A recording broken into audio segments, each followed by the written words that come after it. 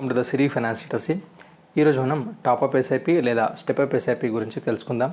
ఈ step up SIP చేయడం వల్ల ఎలాంటి యూస్ ఉంటాయి అనేటువంటి విషయాన్ని గురించి ఈ వీడియో మనం డీటెయిల్గా తెలుసుకుందాం. వీడియోని స్కిప్ చేయకుండా ఎండ్ వరకు చూసినట్లయితే మీకు ఒక క్లారిటీ అనేది రావడం అయితే జరుగుతుంది.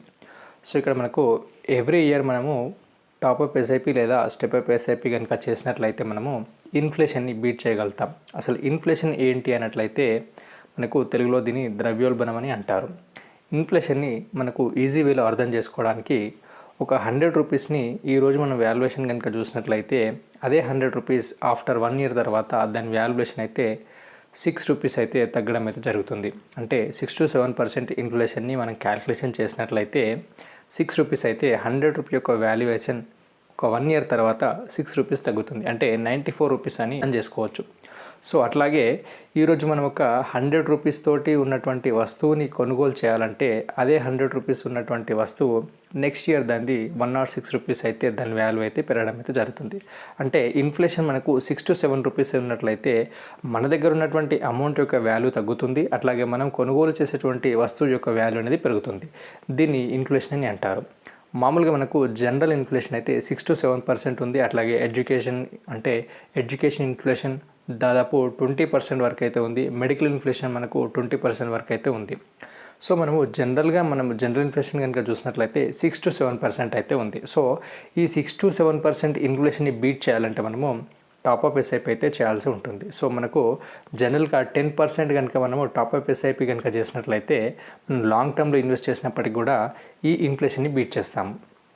మనము ఒక 1000 రూపీస్ తోటి ఒక 20 ఇయర్స్ పాటు ఎస్ఐపి కనుక చేసినట్లయితే మొదటి సంవత్సరం ఉన్నటువంటి 1000 రూపీస్ యొక్క వాల్యుయేషన్ 20 ఇయర్స్ తర్వాత దాని వాల్యుయేషన్ అనేది చాలా తగ్గడం అయితే జరుగుతుంది. సో ఈ 1000 రూపీస్ యొక్క వాల్యుయేషన్ తగ్గొద్దు అనుకుంటే అదే 10% కనుక మనము టాప్అప్ కనుక చేసినట్లయితే అది 20 ఇయర్స్ తర్వాత మనకు జరుగుతున్నటువంటి ఇన్ఫ్లేషన్ అయితే మనము బీట్ చేస్తాము. అట్లాగే మనకు లాంగ్ టర్మ్లో ఇన్వెస్ట్ చేసినప్పుడు మంచి రిటర్న్స్ అయితే రావడం అయితే జరుగుతుంది.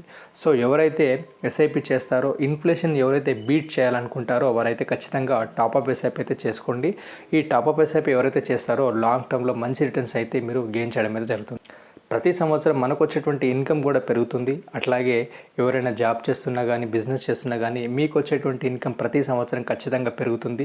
మీరు జాబ్ చేసినట్లయితే ఒక శాలరీ అయితే ప్రతి సంవత్సరం అయితే పెరగడం అయితే జరుగుతుంది. సో టాప్అప్ ఎస్ఐపి అంటే మీకు వచ్చేటువంటి ఆదాయాన్ని బట్టి ఖచ్చితంగా టాప్అప్ ఎస్ఐపి ప్రతి ఒక్కరు చేసుకోవాలి. ఎవరైతే టాప్అప్ ఎస్ఐపి చేస్తారో వారు మాత్రమే ఇన్ఫ్లేషన్ని బీట్ చేయగలుగుతారు. లాంగ్ టర్మ్ ఇన్వెస్టర్స్ ఎవరైతే ఉంటారో ఖచ్చితంగా టాప్అప్ ఎస్ఐపి చేసుకోవాలి. టాప్అప్ ఎస్ఐపి చేసిన వారే లాంగ్ టర్మ్లో మంచి వెల్త్ని క్రియేట్ చేయడం అయితే జరుగుతుంది.